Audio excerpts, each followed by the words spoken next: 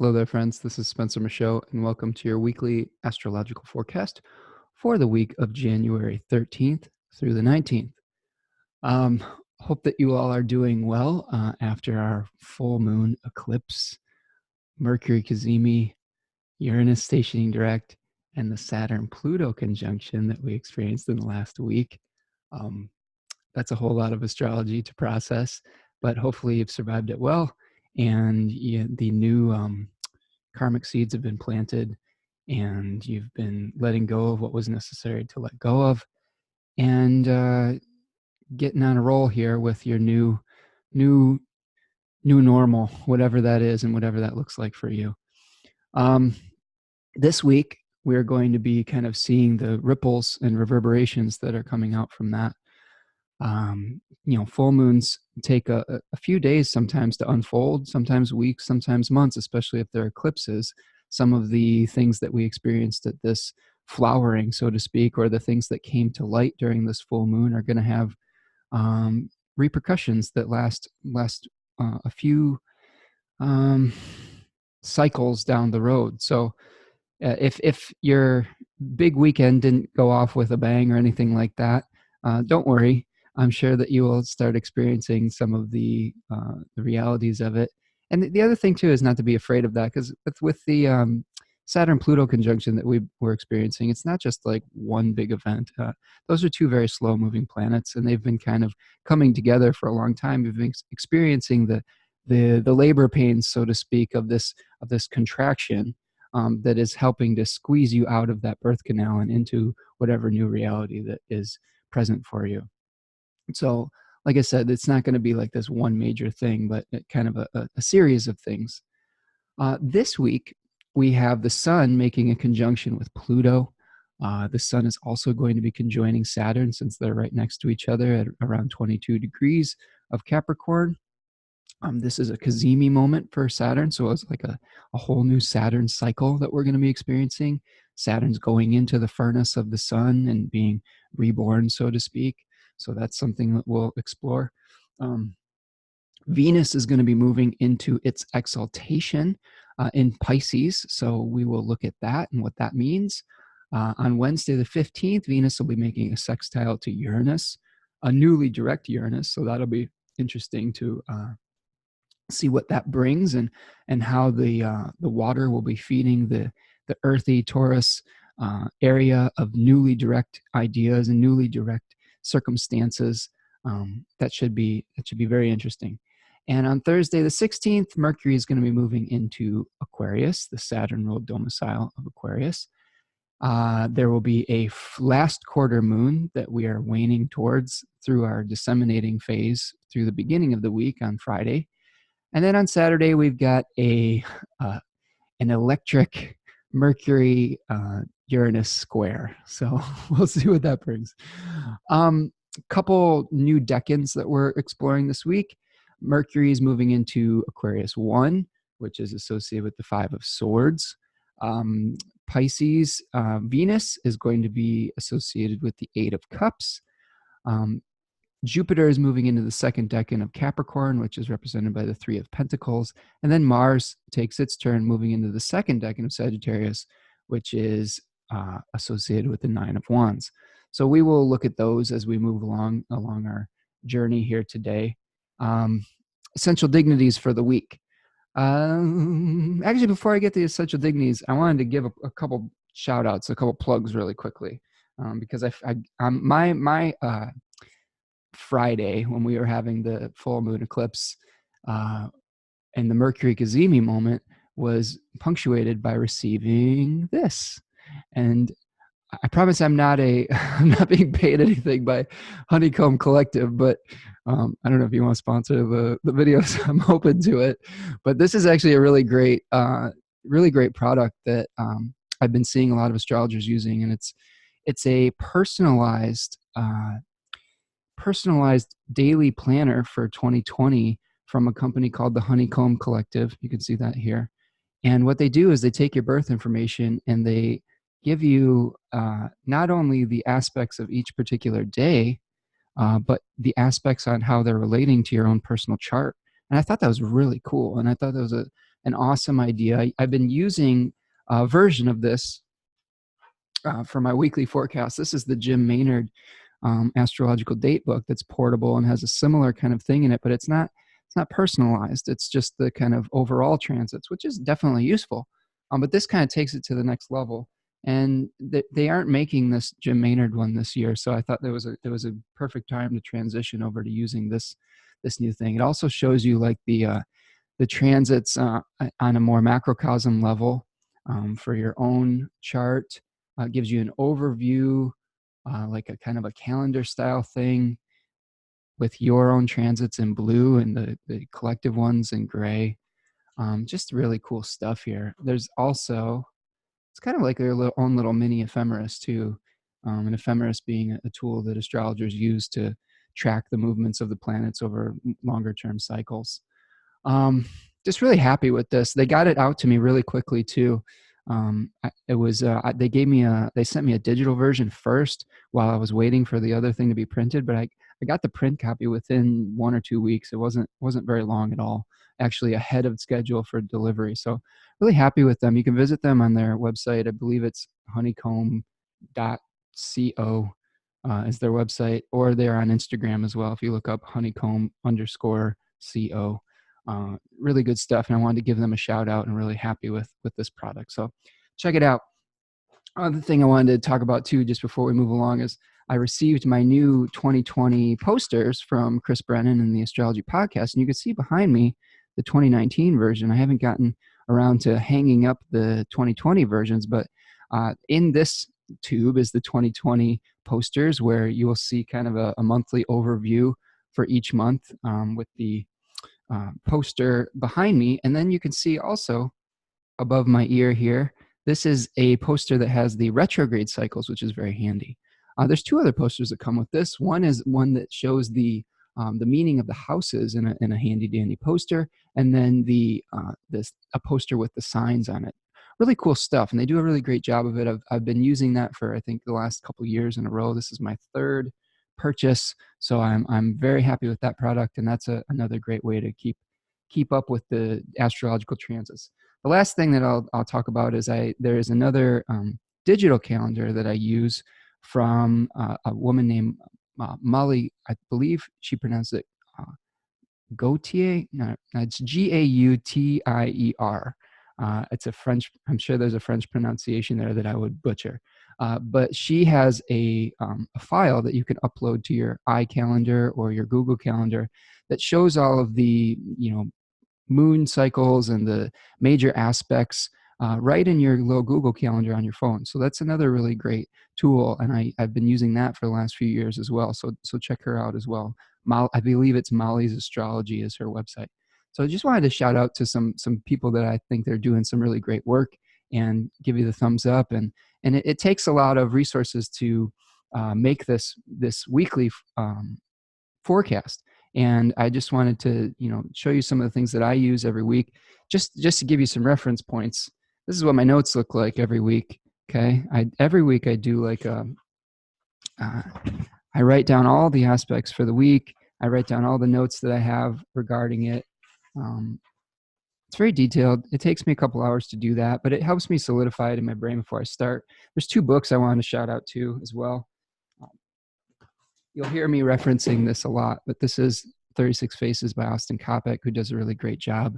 I believe a new version of this is coming out very soon, so keep your eyes peeled with that, because this one is out of print. But once it is out, I would highly suggest you snap it up, because it's probably the best treatment of the decans that I've found, and it's been really useful for me understanding the tarot and the relationship between the zodiac and the tarot. It's a very valuable resource. Every single week I read about what decan the planets are moving into, and it helps to spark ideas that I have about what to talk about in the show here. The other one that I really appreciate is this is Ren Butler's The Archetypal Universe, which talks about the combinations of different planetary combinations. Like, for example, Uranus and Mercury this week is in a square, so I will look up the chapter in that and read and get all sorts of images to kind of expand on and things like that. Really great book right here by Ren Butler. So a shout out. Those are my resources that I use every single week when I do one of these. Excuse me, I'm a little clumsy this morning. But yeah, I wanted to just show you some of those things because there's people doing great work out there, and as astrologers, we're not always doing all this in a vacuum, not just like pulling this stuff out of thin air. We're just building on each other's work and being able to be inspired by other astrologers. And I'm just kind of the messenger with all these things. I'm just saying, hey, I found this stuff. This is what's going on. And hopefully it's helpful for you. And hopefully the next generation of astrologers, maybe you'll watch a video here and you'll be able to share it with your friends and talk about it with them. And then the cycle keeps on spinning and repeating. Okay, let's get to the essential dignities after the little sharing is done here. Sorry, my notes are falling down. Usually I have to like make sure that there we go. Don't fall down. Okay, essential dignities for this week. The sun is in the third decan of Capricorn, where it has dignity by face. It is the decanic ruler of the third decan of Capricorn, and we talked about that a lot last week, as we have this huge planetary pileup in this third decan that is ruled by the sun and associated with this Four of Pentacles card, where we see a figure on the throne of material achievement becoming an administrator of the things that he has created. And there is a lot of themes that go along with authority and asserting your authority like a CEO would. There's also a lot of talk in this about how do we manage the resources that we have in the world. And those themes have been coming up with, things like, I don't know, income equality, how we're managing the Earth's resources or the lack thereof, things like climate change and things like that, where we have shared resources that may or may be contributing to some of the challenges that we've been seeing on a global level, and a necessity for some of those things to potentially to change with Saturn and Pluto being there. So this decan has really had some thematic importance. The sun has been in the terms of Saturn from 22 to 26 degrees, and then we'll be moving into the terms of Mars from 26 to 30 degrees. And remember, that's the same terms is the same word for bound lord. And that's like the curriculum setter for the planet. So the sun is going to be getting its divine assignments basically from Saturn on many levels, because it's drawing resources from Saturn being in the sign of Capricorn in its domicile. And then it's getting the terms set by Saturn and then eventually by Mars. So we'll see a little bit of shift in the way that we assert our authority, from one that may be a little bit more restrictive or sober to one that may be a little bit more action orientated towards the end of the week, with Mars becoming the bound lord. Saturn itself is moving through that same decan, the third decan of Capricorn, where it is the ruler of that sign, the domicile ruler. It's on its own terms from 22 to 26 degrees. It'll be still on its own terms since it moves so slowly. So we have a really strong Saturn right now. So things like contraction, feeling those labor pains of constriction are going to be very prevalent in the collective.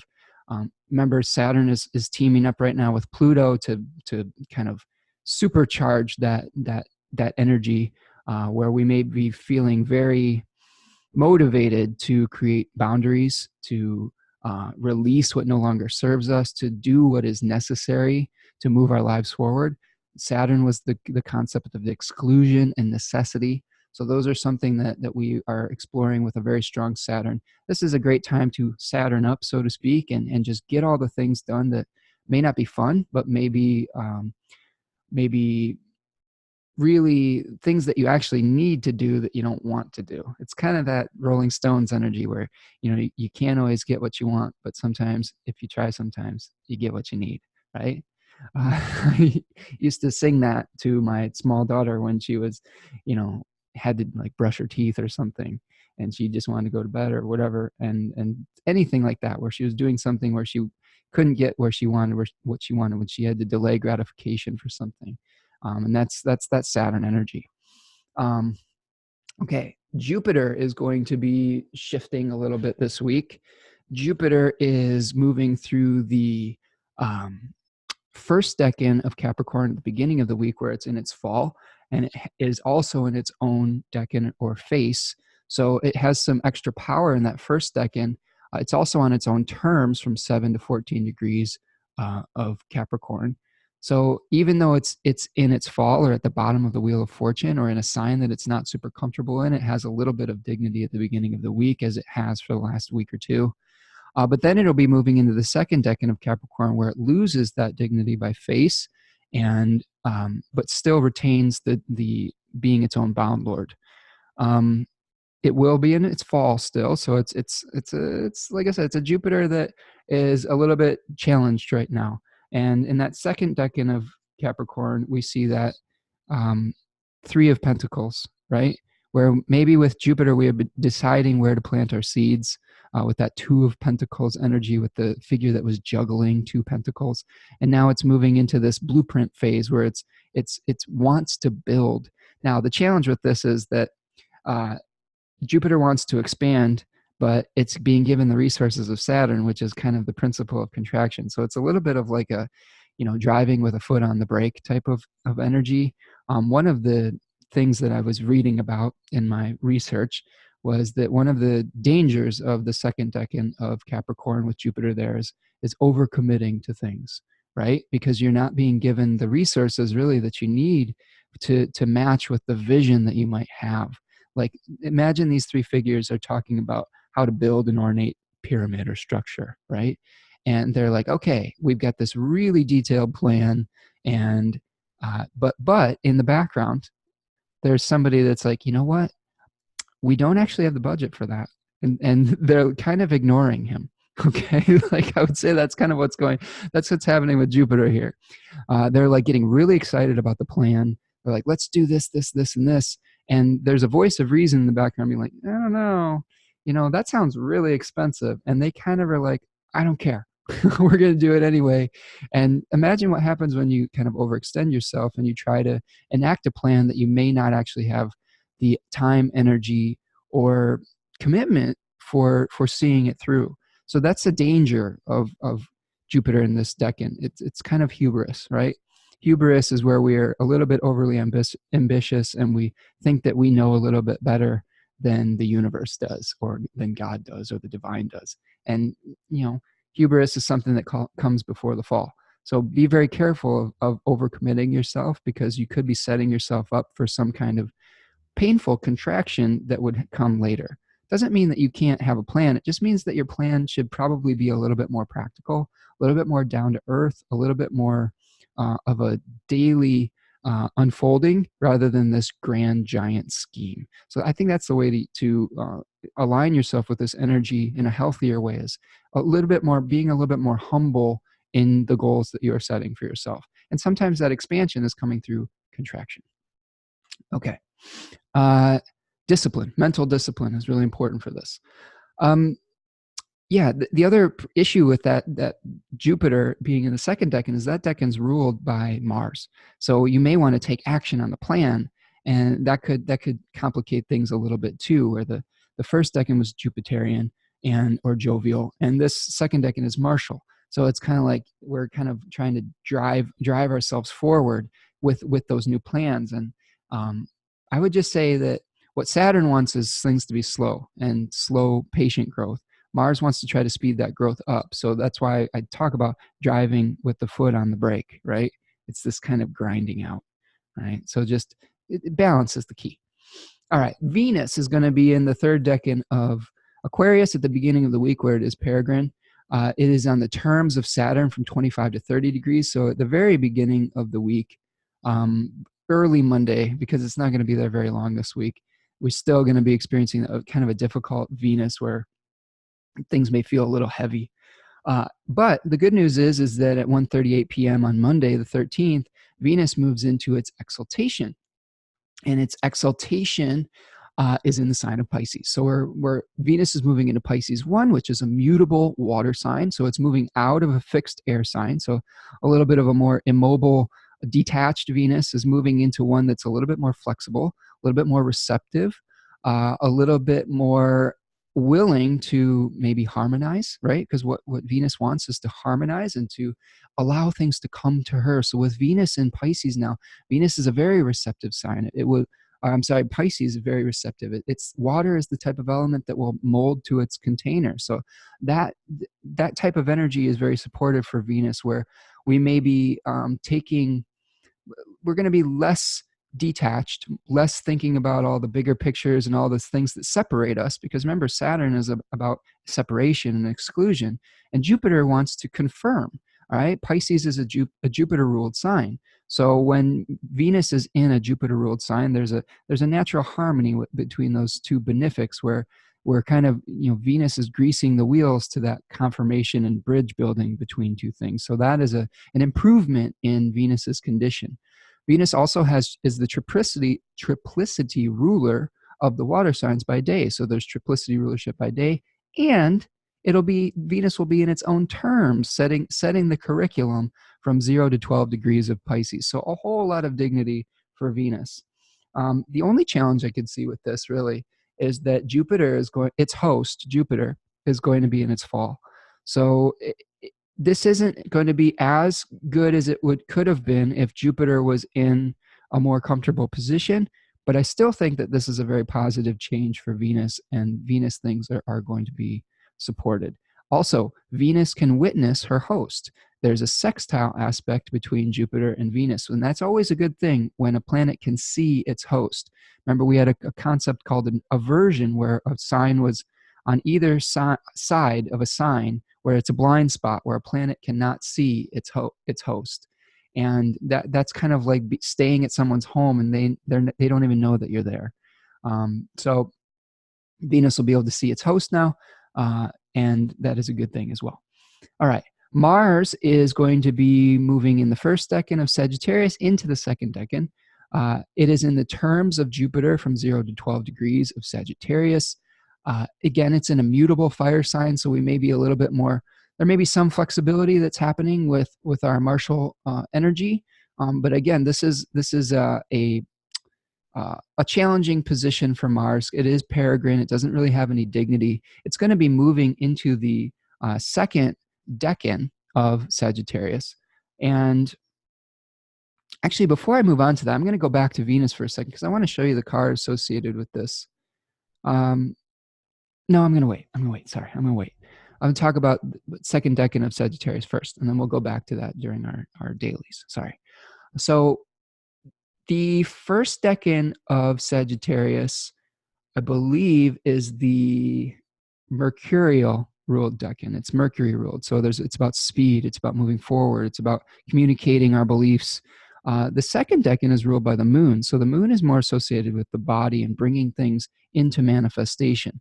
And the second decan of Sagittarius is all about the union of the body and the will.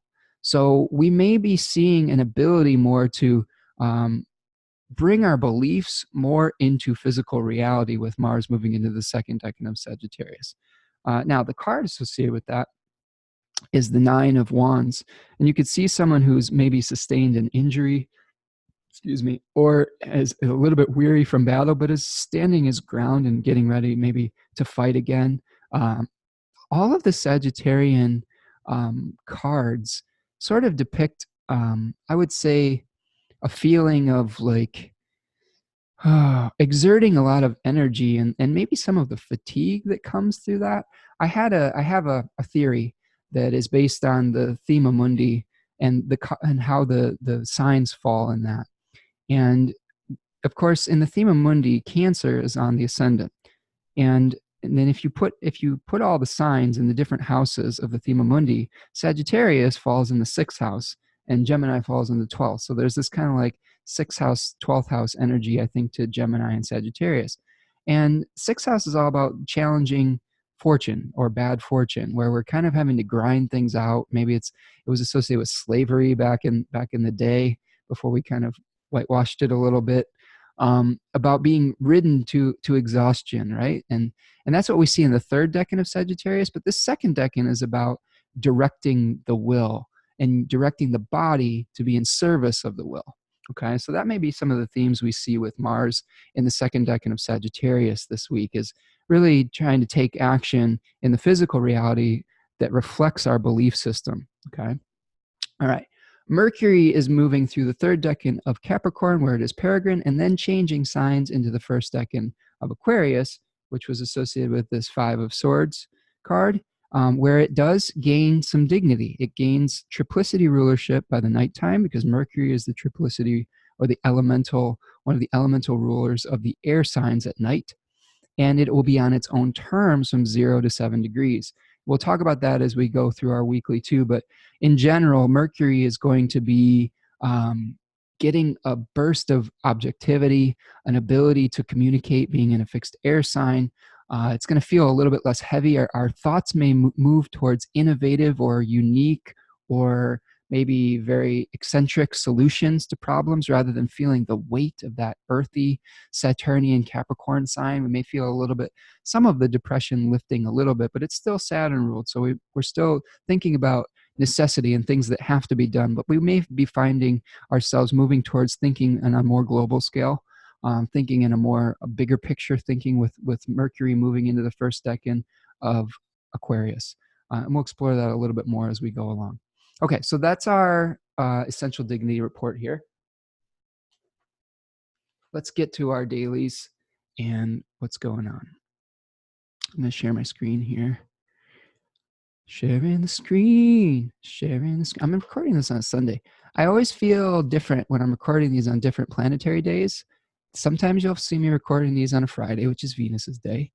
Other days, you'll get a really heavy report on Saturday, on Saturn's day, which is last week's.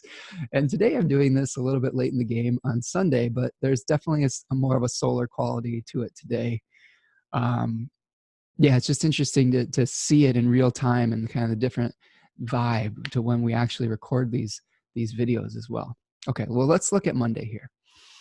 On the beginning of the week, we're going to be starting out with the moon in Leo moving into Virgo at about 9:06 a.m. We've got a disseminating moon this week. I actually didn't talk about the moon in the dignity report, but the moon is going to be waning from the full moon, okay, which means it is moving past the opposition. It's going to be moving into a sextile with the sun, into that disseminating phase. You can see right here. And the sextile is of the nature of Venus. So there's a harmonious relationship between the lights that we're moving into after the challenge of the opposition at the full moon, which is of the nature of Saturn. So at the disseminating phase, we're maybe seeing the fruits of the cycle come to ripen, and we're able to use some of the lessons that we've learned and maybe share them with others. And that's what we're going to see with the moon moving into Virgo. The moon has dignity in Virgo. It is, I believe, the ruler of the triplicity ruler of the earth signs at night. It's peregrine in Leo, triplicity rulership at night in Virgo. It has some dignity by face in the first decan of Libra, and then it's in its fall in Scorpio throughout the week. But the beginning of the week, this could be a sort of a little bit more of a positive relationship between the two lights. Now remember, we have the sun represented by the will, the soul, the ability to command authority, and the moon, about which is bringing things into manifestation. We've got the realm of spirit, okay? Spirit, and we have the realm of fortune represented by the moon. And fortune was kind of about the manifestation of things here in the earth. So there's a positive communication between the moon, which wants to bring things into manifestation, and the will and the spirit, or the divine will. Okay, so keep an eye out that for the beginning of the week. The other thing that we're seeing, as I'm going to erase this here, is the first aspect we have of the day is the sun conjoining Pluto right here. Now, this is an echo. This is one of those reverberations of the Mercury conjunction that we had with both Saturn and Pluto over the weekend, and the Pluto-Saturn conjunction itself. So the sun is going to be shining its light on each of these things and kind of bringing this more to consciousness. Like some of these things, this conjunction may have been brewing underneath the surface. And when one of the lights moves over top of it, I think that that's going to bring it more into our conscious self rather than having it just being a deep feeling or a deep subconscious type of feeling that we maybe have experienced maybe leading up to this. So Sun Pluto, right? This could, these are some of the notes that I took from Ren Butler's book that I showed you. It talks about intense drive and enthusiasm, ruthless drive for power, the urge to dominate, perhaps a power trip that you may have, since the sun is associated with masculine authority figures or commanding action. You have to be careful not to get too like draconian about the way that you are issuing your desires. There could be abusive or controlling authority figures, because remember, Pluto brings things up from the underworld to be dealt with, to be purified. But what we're seeing now is the light being shined on the corruption. So we may see after this weekend a real light being shown on the corruption of some of our authoritative systems that we may have on a grander scale, and potentially in our personal lives as well. So this could be the time where authority figures represented by solar authority figures that are very maybe Capricornian in nature, right? Remember that Four of Thrones? Maybe we received this. We saw this. This is the death of kings. This is the death of a monarchy. This is happening in the news that one of the two members of the royal family, right, Meghan Markle and what's his name, Prince Harry, they're basically leaving the royal family and moving away from England. This is like the beginning of the end of a monarchy, so to speak. We may see a new collective focus on the impeachment trials of a masculine authority figure in the United States. Maybe there's some other corruption that comes to light over the course of the week as we move forward through that process. All of these things can be collective themes that we're experiencing. This is a very powerful moment, though. We want to, that we're dealing with primal forces, right? Feelings of compression. That's what we were talking about with Saturn and Pluto, where we're feeling the contraction, but it's the contraction of it's the labor pains before the birth of something else. We're ending a Saturn-Pluto cycle and ending a Saturn cycle in general as Saturn moves Cazimi this day as well. So we're seeing the birth of something new that's related to the Saturn-ruled area of your chart, which could be the two houses that are right next to each other with Capricorn and Aquarius here. Okay. In this case, this is an Aquarius-ruled chart. So this person, quote unquote, could be experiencing some kind of new start in regards to their, personality, their persona, the way they present themselves, and some of the challenges they may have through the 12th house, like their own self-undoing, or like the ways that they deal with transcending some of the more negative karma that manifests as potentially as depression, or as a discouragement or a discouraging inner voice. Perhaps it's a need to manifest more rest, or to take things on a slower level. That could be something that they're experiencing a new start with. All sorts of ways we can interpret that, right? Yeah, so if you're experiencing that, and we all are on the collective, recognize that something is dying, and so there's something that's painful that is allowing you to make a new start. And I really want to emphasize that, because we can get really fixated on what we're losing, and we need to really kind of acknowledge that. We don't want to be too flippant about that, because a lot of the times we make healthier new beginnings when we complete the old cycle completely. Right? This is sort of like being able to take some time between a relationship. It's like you don't want to just, get into a whole new relationship before you've processed the old one, or you might repeat the same mistakes that you made in the old relationship. This is something really important, is you have to learn the lessons of the previous cycle and integrate them. Okay, this is part of that balsamic phase. We were going through a balsamic phase the last few weeks of this Saturn, Pluto, solar cycle, right? Where we're integrating and consolidating all the lessons into a seed that is going to be planted for the new cycle. but we've got to do the work of that consolidation so that the seed is strong. Okay.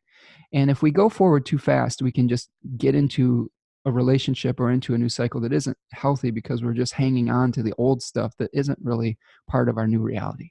Okay. So take the necessary time to mourn whatever is going out of your life, and then day by day, move forward with the rebuilding of your new reality. Okay. All right. At 8:41 a.m., the moon is going to be opposing Venus from Leo to Aquarius, kind of one of the last aspects before Venus changes sign into Pisces. So there may be some last gasp of that, Aquarius Leo energy, where there's some sort of relationship challenge potentially in the beginning of the day that you may feel a sense of relief on or a breakthrough with as Venus moves into Pisces later in the day. The moon moves into Virgo at 9:06 a.m. Then we have our Saturn Sun conjunction at 22 degrees at 10:15 a.m. These are all happening sort of concurrently, but Sun-Saturn conjunctions, if I tell you some of the themes with Ren Butler, this is about responsibility, self-discipline, having caution and self-restraint, issuing the necessary commands. This was something that I kind of extrapolated from Robert Schmidt's way of thinking of the sun as the commanding presence, and the necessity that you have to do being associated with Saturn. So it's kind of like we have to kind of use our authority in a way that may not be fun, but maybe a necessary way to move us forward. Okay. This can also be associated with potentially a lack of confidence, with a little bit of feeling the weight. Remember, the sun is associated with the light. Saturn is associated with the darkness. And when Saturn comes together with the sun, it can kind of, feel heavy on our sense of self, on our being able to shine our light. It can feel weighty. So there may be a little bit of like a crisis of confidence when you have Saturn. You feel restricted in a way. One of the images that Ren Butler talks about is Kronos devouring his children. And I was a member of the audience in a really awesome talk that my teacher, Achyuta Bhava, of Nightlight Astrology put on with a panel discussion over the last week, where they were talking about Saturn, Pluto. And this was some great astrologers there, including Becca Tarnas, Jason Holly, Samuel Reynolds, Gray Crawford, Rebecca Gordon, and there was another one. Well, of course, Achyuta was there. And I believe I may be forgetting someone. If I did, I apologize in advance. But an awesome lineup. Oh, Lisa Shine was there too, filling in for I believe Jen Zart, who was sick. Or no, not sick. She had a baby. She was going through the labor pains, right? So yes, an awesome panel. Super, like the IQ in the room was off the charts. And they were talking about these labor pains, and there was some talk about the mythological archetypes of Kronos devouring his children, and then this kind of like expelling of them, coming back up, right? They had to be eventually Jupiter or Zeus was the one that got Kronos to throw them back up, right? And we've got Jupiter in the mix here too. And we're seeing that. We had like the oppressive consumption, like the masculine authority figure abusing his power, and then some kind of like expelling the corruption. And that's Pluto's job, along with Jupiter or Zeus, okay? Bringing that corruption to light and kind of creating either a regurgitation or a rebirth or a regeneration. All right. Now, this is the Saturn Cazimi cycle. You can see that Saturn has been moving. Like if I go back a few days, you can see that Saturn is going to be the evening star, right? Moving into the conjunction and move forward. It's moving from this is called the inferior conjunction of Saturn and Pluto, or Saturn and the Sun, sorry. It's moving in this direction of primary motion, okay? That's of the nature of the Sun, right? And we have the secondary motion, the zodiacal motion. This is the superior conjunction when it's coming from this direction. Outer planets, superior planets, I believe only have a conjunction from the superior angle. The inferior conjunction happens with Mercury and Venus But the outer planets, Jupiter, Saturn, and Mars, only have a conjunction, I believe, unless there's a retrograde close by. But no, that's not true. That's not true. They only make the conjunction from the inferior position, and then they go through this cycle here. And when they're retrograding, that's over here, okay, at like the trines. And there's a retrograde, and it appears to be in an opposition. And then it goes here, and then it goes stations direct at the next trine, and then it moves into the conjunction. So that's what our Saturn has been doing for quite some time. All right, that's our Saturn cycle that we're getting a rebirth of. So I want you to look at the Saturn ruled area of your chart where Aquarius and Capricorn are in your chart, and look at those two houses and the themes and the planets within them, because those are going to be getting some sort of solar rebirth. Remember, the sun was like a furnace or like a forge. So Saturn's moving into the forge of the sun, getting kind of like removed all the old stuff. This was a very old Saturn for a while, and now it's a baby Saturn, right? Like it's sort of the antithesis of Saturn, but it's like a little baby Saturn that you may see a new start in those two areas of your chart that are going to be giving you some new themes to work with, okay? So, and if you need help with that, you can always reach out for a reading. I've had some people reaching out for year ahead readings, which is super cool, and doing some electional work too, which is fun. So always happy to help you out with that. Got time to do that, so reach out if that's something you want to do. Okay, so that's our SATURN CAZIMI. All right, and that happens around 10:15 a.m. on Monday morning. The next aspect of the day, the moon is going to be trining a newly direct Uranus. So you can see this here. The moon in Virgo at 2 degrees is going to be making a trine to direct Uranus. So hopefully you've started to implement some of the new innovative solutions to dealing with your material resources or dealing with whatever Taurus represents in your chart. In this chart, it's the 4th house of home, family, you know, your roots, your domicile, where you live. This Aquarius rising chart could potentially be dealing with renovating a home in a new way, living in a new place. And there's a trine now from the moon to that, having a positive relationship with the shared resources that they have. So maybe there's a new agreement, like a new rental lease agreement or something like that. Or maybe you and your partner have, had some discussions about how to split the household responsibilities. And now it's a positive conversation between those, and that's bringing things into form. Okay, so those are just a couple ways that could manifest. So keep your eye out for that. That's at 1:28 p.m. And then at 1:38 p.m., Venus moves into Pisces. So we can see that here. I'm going to move my chart forward a little bit. There it is right there. Okay, Venus and Pisces hanging out with Neptune. Okay, well, that's quite a dreamy combination. And this is going to shift Venus's relationship to all the other planets too. Couple of things to keep an eye out. There's a sextile with Venus with all the Pluto and Capricorn stuff by whole sign. Okay, so a positive communication starting to happen with Venus and all of these Capricorn planets. And then a square with Mars.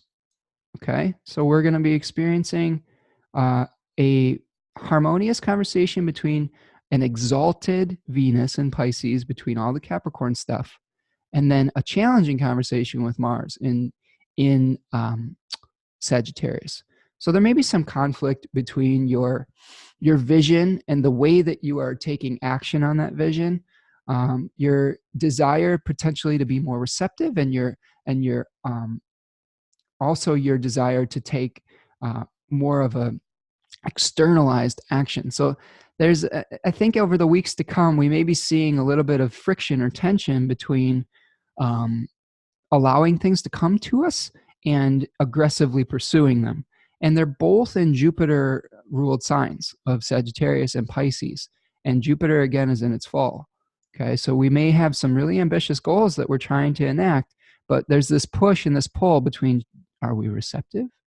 Are we trusting spirit? Are we trusting, our ability to conform to what is necessary, or to take the shape of the cup, so to speak, with Venus in a water sign, and our ability to take externalized masculine fire energy. And I mean masculine by just aggressive, externalized in that form of the word, right? And Mars is very kind of like, phallic with its action orientated things here. So we've got a classic clash of like feminine and masculine energies here. And this is an internal battle too, because we both have these energies within us. So we may be a little bit confused about whether we are wanting to be receptive or be aggressive. Okay, so that's something that we're going to have to work out in the weeks ahead. Okay, I just wanted to show you the card associated with the VIII of Cups, or the first decan of Pisces. You could see, I don't know if you can see in my little figure here, I've got a figure that is walking away or abandoning his 8 cups of attainment. All right, this is called abandoned success, stagnation, or the labyrinth, according to Austin Coppock. So this, and if I extrapolate this out to my Thema Mundi theory, Pisces is associated with the 9th house in the Thema Mundi, right here, which is associated with taking pilgrimages to find meaning, associated with this 10th house of action out in the world, and then moving away from achievement or action in the world to find a sense of purpose or meaning. So I think with Pisces in this, or Venus in this first decan of Pisces, we may be really trying to find out why we're doing what we're doing, and trying to merge with some kind of higher purpose. And that may be part of the question and the conflict with our Sagittarius decan here, right? Where we're saying, well, why are we taking this action? What is really the true meaning of this? If we're taking action without feeling a connection to our higher mind or a higher purpose or our spirit, those actions probably aren't going to be as effective as they could be if they were supported by a strong belief in what we're doing. This may be where you have a little bit of a crisis of confidence, where it comes to like, man, I'm doing all this work, I'm doing all this stuff, but what is the real meaning of this, right? What is the real purpose of this? And you may have an inclination to leave behind what you thought was real in search for something higher. And this could also be in regards to trying to achieve a material goal. And when you get closer to the material goal, realizing that that material goal is not the be-all end-all. So you may be abandoning some material goal in search of a more spiritual goal. And that's really some of what are the themes that we're going to see with Venus moving through the first decan of Pisces. This is a great time to unify with some of the people that you may be trying to reach out with. This is a good time to get people on board with the vision. Maybe what you find is an individual goal that you have is not supporting you in the way that a collective goal could. So I think that we have more power as a collective if we team up and put our heads together and unify, like what Venus wants, that harmonization. And we may feel more satisfied with putting our energy towards something that has not just a goal strictly from our personal ego, but is serving in service of the collective. Okay, something to meditate on. Again, Venus in a mutable water sign. In the northern hemisphere, Pisces was the transition time between the chill and the solidification of winter and the kind of the fertile growth of spring. And Pisces time around here in the Midwest of the United States is very mucky. All right, it's kind of like soupy, where like the snow is melting, there's mud everywhere. It's just everything's merging together. Like Jupiter wants to blend things together, right? And that may be what we're seeing with this Venus too, is an urge to merge and blend stuff together. Now, that can also create some confusion where details are necessary. So be careful of that too. That could be the downside. It's almost like Venus and Mercury are sort of an antithesis to one another. This is another thing I've learned about dignities through my teacher, Adam Ellenbass, and through other Hellenistic authors, is Venus has its exaltation in a Jupiter-ruled sign right here, where we're merging things into a unified whole. Now, Venus has its fall in Virgo, which is a Mercury ruled sign, which is all about the details, right? So it's almost like the qualities of Venus and Mercury, I'm sorry, Venus and Jupiter are definitely in opposition to one another. So when Venus is in a Jupiter ruled sign, it's more akin, it's happier and has a more of a relationship with Jupiter and bringing things together. Whereas when it's in a sign like a Mercury ruled sign, it's trying to separate things out. And that's not really Venus's nature. It's very uncomfortable in this sign because it doesn't want to like separate things out into categories. It wants to bring things together. So you could see that. One little thing I had in class the other day too, I've been retaking or sitting in on one of Achuttabhava's year 1 classes too. Just it's always good to get a refresher. I'm most of the way through his year 2 class. I've been in his Hori class. I've completed my certificate in the year 1 class, but I always like getting a refresher on these things. And one thing I picked up in his last lecture was Mercury having both exaltation and domicile within the sign of Virgo, which I knew that, but the rationale behind it was cool, where Mercury can hold the senses, the two different types of opposites. Okay, the opposites, one of the opposites being the ones that are kind of at odds with one another, okay, which is the nature generally of the Sun and Saturn. And he says that the domicile rulerships are of the nature of the Sun. And the one that is of the nature of the Moon, which exaltation and fall is of the nature of the Moon, where those opposites are blending into one another as like a yin-yang cycle, or like kind of have the little seed of the opposite within the other. So two different types of opposites. One where there's a division that is irreconcilable, and another that is just a cycle that's flowing into the other. And since Mercury has this ability to hold the duality of opposites within it, it has both of those qualities within the exaltation and the domicile in Virgo, and then of course its fall and its exile in Pisces. So pretty darn cool. That was a cool realization, because that was always confusing to me, is how can Mercury be both exalted and domicile in the same sign, blah, blah, blah. But I think it definitely speaks to the versatility of Hermes. All right. The last aspect of the day on Monday is a square from the Moon to Mars at 8:59 p.m. Mercury ruled sign of Virgo, and here we see this with Jupiter ruled sign of Sagittarius. So there may be some conflict with the details of your plan that come up that have to be worked through. Of course, that's a very short aspect that is just passing, so to speak. Okay. All right, Tuesday the 14th. Let's move forward. Let's see what we can do here. All right, on Tuesday the 14th, I'm going to back it up a little bit to the beginning of the day. Only lunar aspects for the day. We have a disseminating phase, which the disseminating, as I talked about, has the nature of Venus and the sextile between the Sun and the Moon.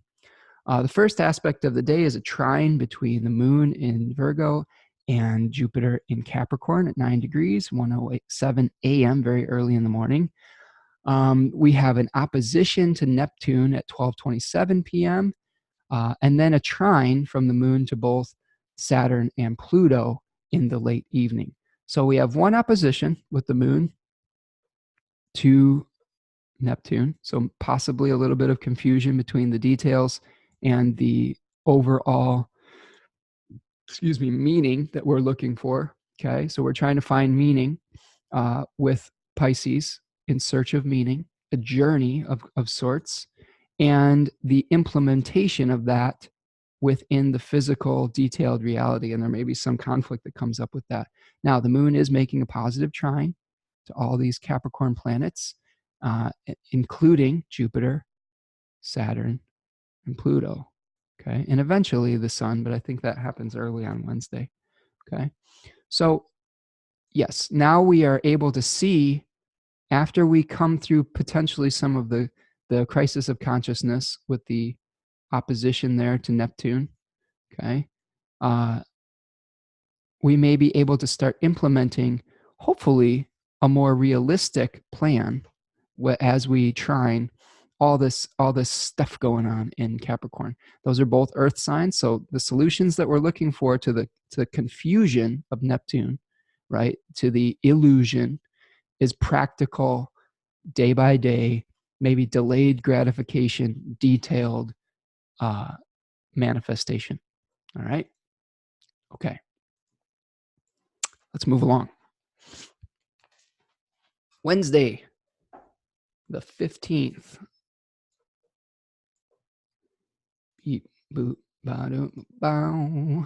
On Wednesday, the 15th, the moon is in Virgo, moving into Libra at 10:43 a.m., where it does have some dignity in the first decan by face. The moon will be making that aforementioned trine to the sun at 1:40 a.m., okay, around 23 or 24 degrees here.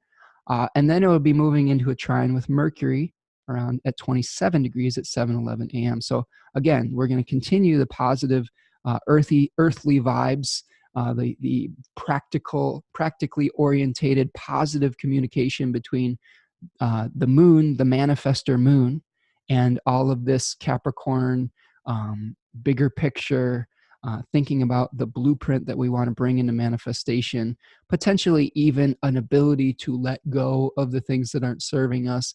And this, I would say, for these Tuesday, Wednesday, this is a great time to get organized, because you've got a Virgo moon, you've got a trine to all these Capricorn things. This is a great time to like clean your inbox out or to clean stuff up. Saturn loves it when you go through stuff and get rid of things that you don't need anymore. So this is really a great time to kind of, have a very discriminating mind about what stays and what goes. So I think those kind of activities are really supported Tuesday and Wednesday of this week. All right.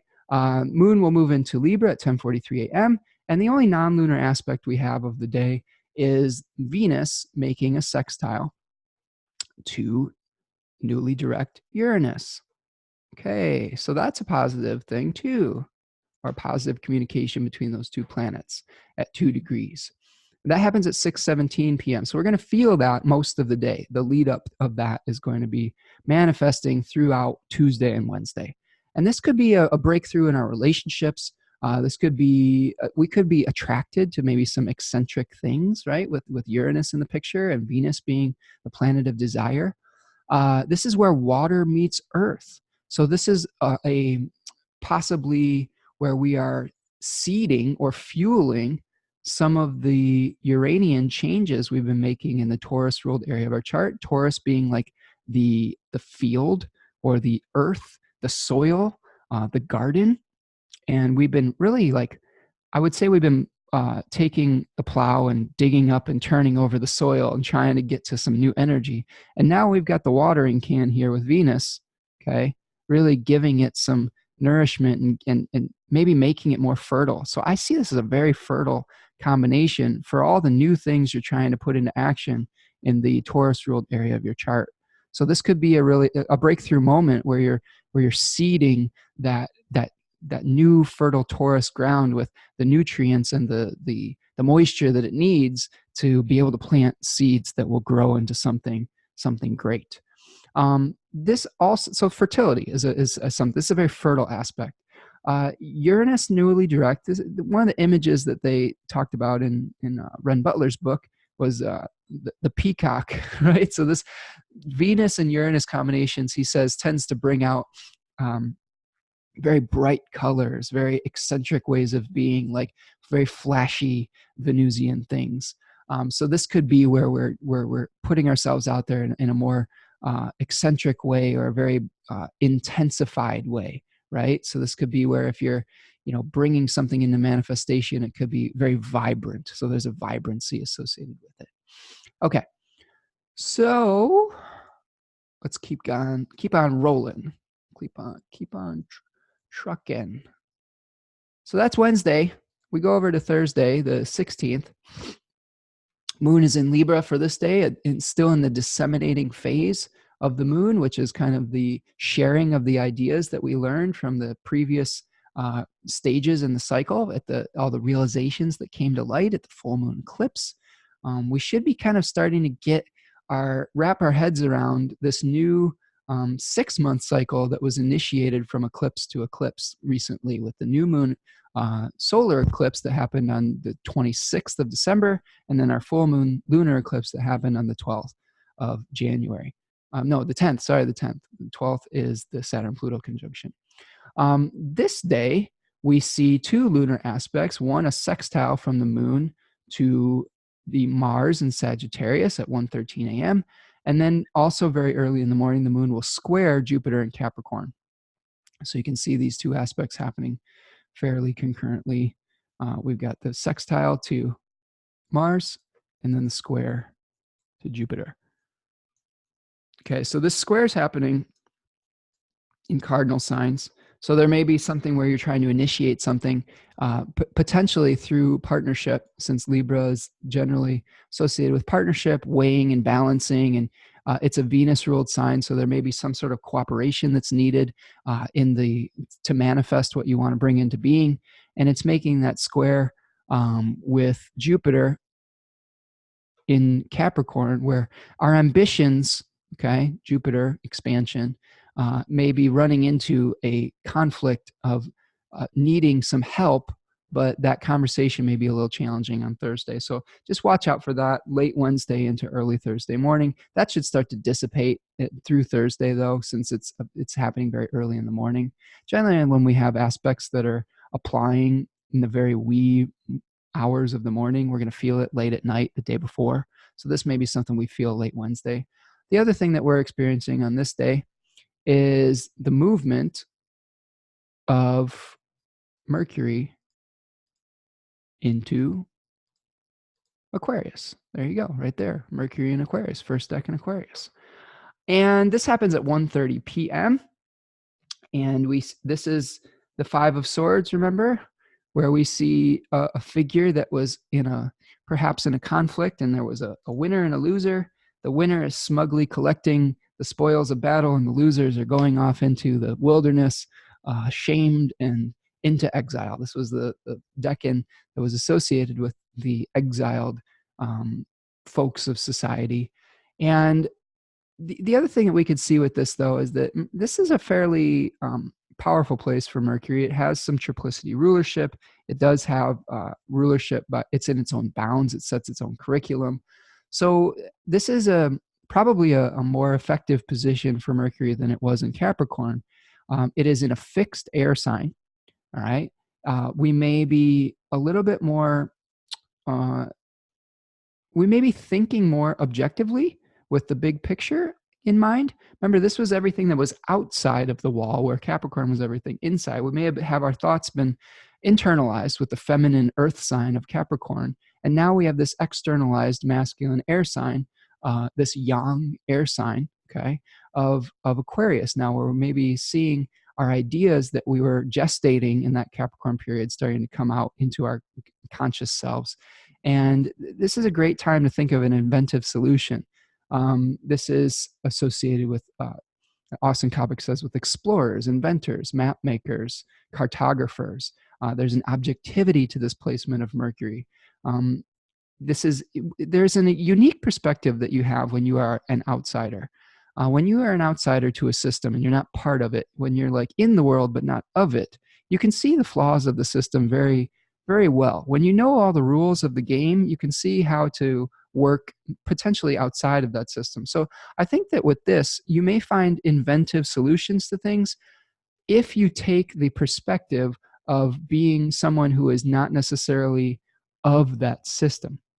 So this is a great time to really think critically about all of the macrocosm things you're a part of, and try to really rise above and get that that helicopter perspective on your life, and see if there's just things that are not working, and you can come up with innovative solutions, since Mercury is somebody who is dexterous in coming up with new ideas for things. So the other thing that this is going to start triggering, though, is a square between Mercury and Uranus. We're going to talk about that as we move along, but we're going to start feeling that on Thursday. So this may be an issue where you're new systems of resource management are coming into conflict potentially with how you relate to the collective.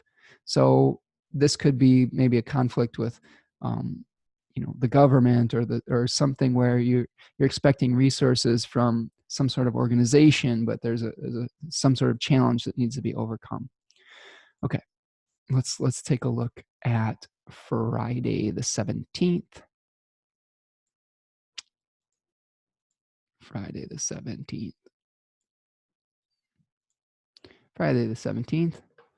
Happy birthday to my daughter, who is turning 16 on this day. Sweet 16. Happy birthday, kid. Quite a journey. I love you. I'll just put that out there for posterity that she got a shout out on the video. It'll be a good day. She's doing a great job. The moon will be in Libra. It is going to be moving into its last quarter phase at 7:58 a.m. And on this day, we experience a number of squares and an opposition. So the moon is going to be making a square, and I'm going to move back a little while here. Very early in the morning, we're seeing a number of squares between the moon and all of our Capricorn players here. Pluto, Saturn, the Sun, eventually Mercury when it moves into Scorpio later in the day. So again, this could echo some sort of challenge with needing to team up and create harmony with some sort of to bring something into manifestation. I always see with the moon in Libra, there's always some kind of thing where we're going to need to maybe get someone else's perspective on things, where we need to have another opinion in the room, or we need to maybe balance out our needs with someone else's needs. And this is kind of the themes that could come up, especially with this last quarter phase with the Sun. Last quarters are always like crises of consciousness. They're of the nature of Mars, okay? This is where we are reconsidering some of our actions, all right? We've got this square. Instead of a physical crisis that we may get at the first quarter, we're seeing some sort of internal crisis where we're like, maybe that's not what I want, right? Maybe you're considering how your new plan, your new Capricorn divine assignment fits in the bigger picture with your relationships. And you may have to really think about how you use your relationships or how you act within your relationships when it comes to this Capricorn area of your chart. And this could bring up some really deep-seated things. It could bring up some feelings of blockages with Saturn and Pluto in the mix. And then eventually with the moon moving into a square with Mercury later in the day. So just be careful with that. I mean, this is, again, when we have squares, it's not impossible to come to a consensus. I mean, that it's different than oppositions. There's some oppositions where we're just completely opposed and there's really no solutions. With the squares, they're ultimately, we could come potentially into some kind of unity, but it's going to be through maybe an argument, maybe through a little bit more of working through challenges where we have to communicate and use our communication skills to find a win-win solution for everyone. And that may feel difficult at first, but you're going to have to compromise with this aspect here. Okay. All right. Later in the day, the moon's going to move into Scorpio, 1:20 p.m., where it is in its fall. It loses dignity. It's not super happy there. It's a broody moon. And it's going to be squaring Mercury at 1 degree of Aquarius and Scorpio. So there may be a conflict between your, emotions, how you're bringing something into manifestation. It may not be manifesting exactly how you had planned, and that may be frustrating. Okay. Remember, when the moon is in Scorpio, it's not easy to bring things into being. Okay. Like when the moon's in Taurus, when it's exalted, that's the fertile ground. That's the birth moment. Moon wants to bring things into being in Taurus. It can do it very easily. But when it's in Scorpio, this is associated with Mars, separation, death, the time where things are going out of being. So we may have a challenge bringing things into manifestation when the moon's in Scorpio. And that's going to really be making a conflict with Mercury in Aquarius where we're really trying to see the big picture, but we may be really fixed in our ideas. When we have when we have a conflict between two planets in fixed signs, this is when our stubbornness can get the better of us, and we really need to like kind of maybe hover above our lives here and see how we may be getting a little bit too fixated in our position in those areas of our life, the Aquarius and the Scorpio ruled area of our chart, and practice a little bit of flexibility, even though it may be galling with those two signs. All right, the moon is also going to be making an opposition to Uranus and Taurus. So that could also be setting off some sort of conflict where we want to make a new start. We want to make some sort of new manifestation, but something else has to be let go of first in the Scorpio area of our chart.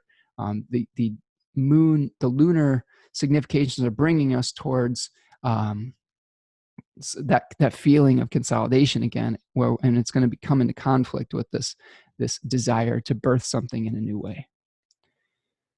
Very late in the evening, after we get past the opposition at 5:55, the moon will be making a trine to Venus in Pisces. So this would be more of a dreamy ending to our day, where we're just going to be in our emotions. We'll let the tears fall. We'll just maybe go watch a movie or just let ourselves merge with the urge to merge. You know, this is a great time to just kind of chill out after maybe a difficult day and let go a little bit. Okay, let's go into our weekend. Doing all right so far? A lot of ground to cover. I know that my forecasts are fairly detailed. That's just how my brain works. I have 3 planets in Virgo. I have Jupiter, Saturn, and Mars in Virgo, and I just like the details, even though my Jupiter is exiled.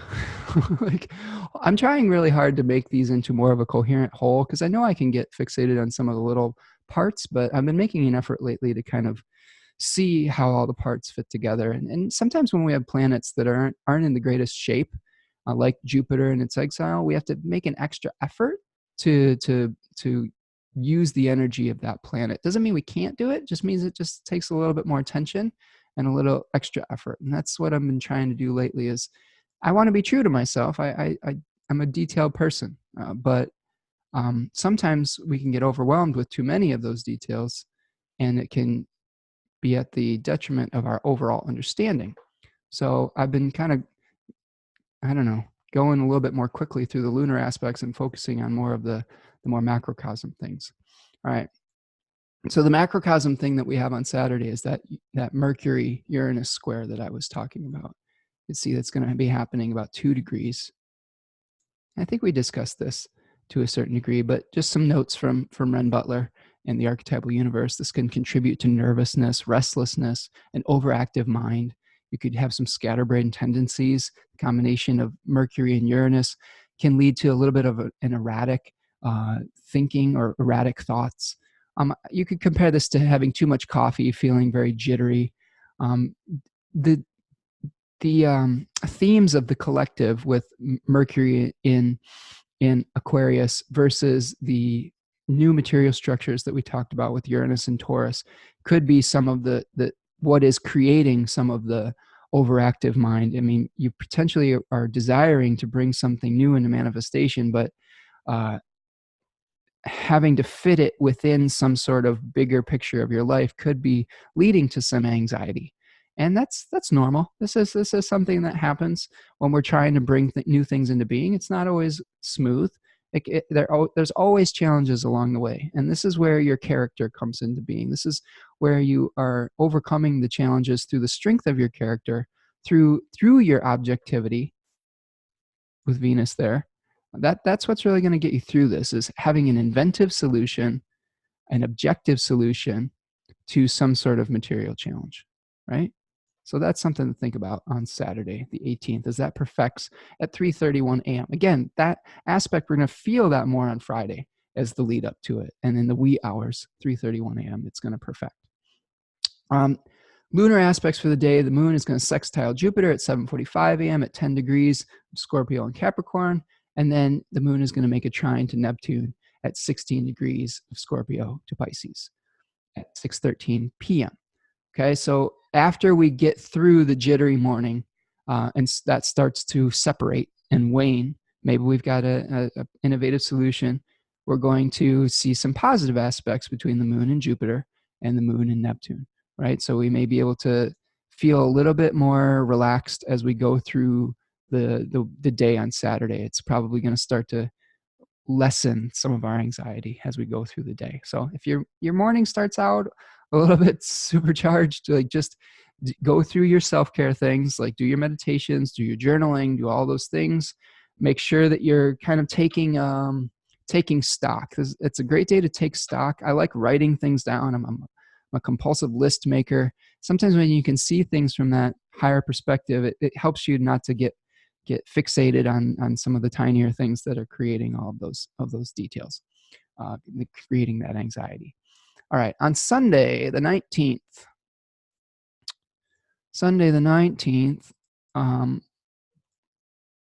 lunar aspects, okay? We have the moon moving out of its fall and into Sagittarius at 5:40 p.m., continuing the last quarter phase. And then the moon's going to be making some sextiles. All right, the moon is making sextiles to, it's going to go through the same place that we just saw a bunch of sextiles from Venus, right? Well, not yet. Sorry. We had some other, oh no, it's a similar place where we were seeing the trines from the moon in Virgo. So this may be echoing some of the themes that we had earlier in the week where the moon was making contact with the Capricorn planets. And now we've got a sextile from the Scorpio ruled area of your chart. You always look at the area of your chart where these things are coming into being from. In the beginning of the week, the Virgo ruled area of your chart is going to be making contact with all that Capricorn stuff. And then towards the end of the week, there may be a change in theme, but it is still a fairly harmonious interaction between Scorpio and Capricorn. Now, again, this is water that's fueling some of this Capricorn Earth energy. Now, the combination of these two planets, Scorpio and Capricorn, though, is much more about the fertility that you could bring in by eliminating things. Okay, so this is really like growing through consolidating. Whereas these two combinations of planets are definitely, I say, more about growth with Pisces and Taurus. That Venus Uranus kind of combination we were seeing. This is more about the combination of like Saturn and Mars rather than Jupiter and Venus. Okay, so we've got a very growth orientated benefic energy with Venus and Uranus in the beginning of the week. And then this is more of that malefic energy. And they were just talking about in Hellenistic and in medieval astrology about the benefics being conducive to life, Jupiter and Venus, and the malefics being the antithesis of that. You know, Mars being too hot and Saturn being too cold and dry. So this is where things are going out of manifestation. But there is a lunar aspect here that is helping to have a positive conversation. So remember, I think that this is how I'll kind of, wrap this up for the week. Okay. Everything is cycles. Everything is cycles. You can't have a birth without a death. You can't have, death without birth. They're all part of the circle. All right. And our job, I'm going to get rid of all this noise here. Our job is to be in the middle of the wheel. This is where we want to view our life, from the center. This is what mystics talk about in all the spiritual traditions, is finding your center. We're going to constantly be going through this spinning wheel as long as we're on this earth, okay? But you are not the cycles. You are not the spinning. You are in the center. You are the spirit soul in the center, right? As Achyuta Bhava likes to say, we are spirit souls having a material experience. And if you can connect with the center, that can help relieve a lot of anxiety. If you can, the greatest gift of astrology is being able to see your life in the context of greater cycles, because we're always going to be either having a positive experience or potentially a negative experience at some point of a unified whole. Okay. This is just the wheel of fortune. Sometimes the wheel is, you're at the top of the wheel. Sometimes you're at the bottom. Sometimes you're at the point of conflict. Sometimes you're at the point of agreement. And if you can just, this is why the Buddhists talk about the middle way. That's really like finding your center. It's really about, like, and the Taoists are like, you know what? It's the way. The way is nature. It's the natural cycles. And when we fight the cycles, that's, as human beings, we tend to fight these things. We get so anxious about stuff. But I think that a more, I don't know if it's a more enlightened way or just a more natural way is acceptance and flow. And that's what they are striving for, I guess, as Taoist monks, Buddhist monks, and meditation is getting more in touch with that centralized place, being in touch with the flow of your life, and getting just a sense of acceptance and objectivity. Now, acceptance does not mean you just let everything in your life happen without doing anything. That was my mistake. When I first started studying Taoism and like the Tao Te Ching and the I Ching, it was confusing for me because I'm like, does this mean I just never do anything? Because they have this word in Taoism. Well, in the translations, the translation is striving. They're like, you don't want to strive for things. And I confused that in the beginning with don't do anything, just sit around like a lump and let things happen to you. That's not what it means. I think what it means is striving is like when we are paddling upstream, right? It's striving is when our life is telling us to do one thing, but we are doing another. Or our life is saying this has ended, but we're trying to hold on to it. Or our life is saying, or we are saying, I want this, but our life is saying this is actually the reality of your situation. Or your life is saying, you are required to take this action now, and you are sitting on your ass. That's also could be striving, right? Where you're resisting, okay? It's that resistance that causes the suffering. And I think that sometimes we're required to get up off our butts and do stuff. And when we don't accept the changes that are staring us in the face, that's not being in the flow or in the Tao. That's resisting the Tao, right? So sometimes it's not about just radical acceptance is not about like, oh, I guess this should just happen to me. No, sometimes radical acceptance is saying, I've been given an assignment. I need to take action now. There are other times where you've taken all the actions that you can and you have to let things play out. It's both. And I think that that's really a key. That's a key to my understanding of it. I'm by no means an expert, or I'm not a monk or anything like that. I've never been initiated in any special thing. But this is just my own common sense in studying these things and studying nature.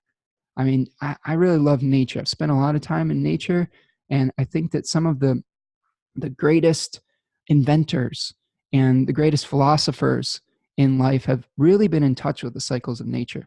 Like, for instance, like Einstein, he studied the cycles of nature to think to understand mathematical equations and realities in physics.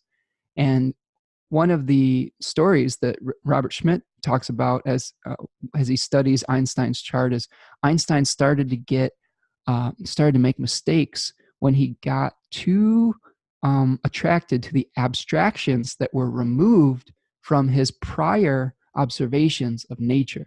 And I thought that was just a light bulb moment for me, because he was coming up with all this genius stuff because he was putting himself in alignment with the natural cycles of things. And his genius came from aligning himself with whatever the divine, unfolding was.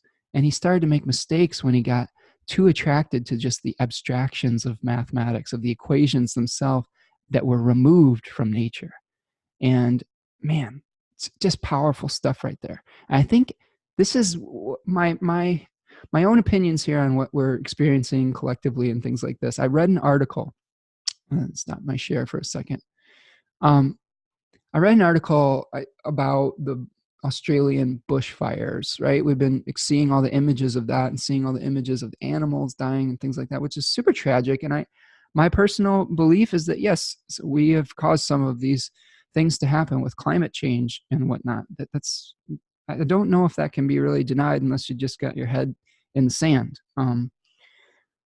But what I saw that was kind of encouraging, but also, I don't know, I'm trying to process this. So there was an article about how the Aborigines deal with bushfires, and they have controlled burns that, and this is not a completely new idea, but the way that the Aborigines were controlling the fires was by, you know, setting small fires themselves, and really, but they were doing that in a way that they had a very intimate relationship with the land and with the grass itself. They could feel the grass and see if it was ready to be burned, and if it was in the right, you know, they were paying attention to all the natural symbols around them, and had this deep relationship with the land. And I think my personal opinion is this: that needs to return. That's what Uranus in Taurus is asking for us right now, is how do we get into a relationship, back into a relationship with the earth, where we're paying attention to the cycles rather than ignoring them for our own personal gain. We've exploited the earth for a long time. And how do we get back in touch with the natural give and take, growth and decay cycles that are necessary? Now, the challenging part of that, I think, is that we have so many people on the earth right now that it is difficult sometimes to do things on these like kind of smaller, I guess, tribal scales like the Aborigine folks are doing. And this is where the genius comes in. This is where the collective inventiveness of Uranus needs to happen. What kind of unique solutions can maybe you come up with, or we come up with in cooperation, that can help move us forward to getting back into alignment with nature? We have one of the faces of this environmental movement, Greta Thunberg, right? But there's this other kid. I don't remember his name. I should have looked his name up, but he was an inventor, and he created a system of cleaning the oceans where he was removing gallons and gallons and gallons of plastic from the ocean, right? And those are the type of people that we should be exalting, in addition to the ones that are the whistleblowers and the ones that are calling out the abuses of power. They're both necessary. So both of those figures are equally important. But I think that this is the thing. We need to understand what the problem is. We need to feel the emotions that come with something being corrupted and decayed. And then we have to put our collective energy towards those innovative solutions, like this young man that created an invention that's cleaning all the plastic out of the ocean. And it's not just cleaning the plastic out of the ocean. It's how do we change our habits so that we're not repeating those mistakes over and over again. Like, it's great that we're treating those symptoms, but we also need to be able to get real with our patterns of consumption. If we're not putting, you know, billions of pieces of plastic in the ocean every day, we might not have to clean them up, right? Eventually, after it's clean, we want to not just like treat the symptom, we need to treat kind of the internal causes too. So it's both of those things.